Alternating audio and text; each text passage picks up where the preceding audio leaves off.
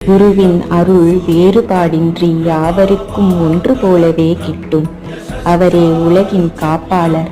அவரை அண்டிய எவருக்கும் ஏழ்மை என்பது இருப்பதில்லை. குருவே பிரம்மா, விஷ்ணு, மகேஸ்வரர் மற்றும் பரதத்துவம். எனவே குருவை சரணடைவோம். தன்னை போற்றும் அடியவர்களிடம் மகிழ்ச்சி கொள்ளும் இறைவன் அவர்களுக்கு ஓர் சத்குருவை காட்டி அவரிடம் பக்தியும் அருள்வான். ஆயின் குரு மகிழ்ச்சி அடைந்தால்தான் உலகநாதனான இறைவனையே அடைவிப்பார்.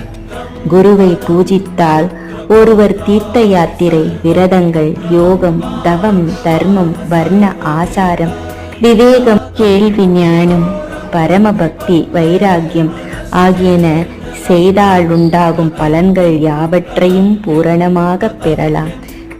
குரு கடாட்சம் பரிபூரணம். ஜெய் ஜெய்.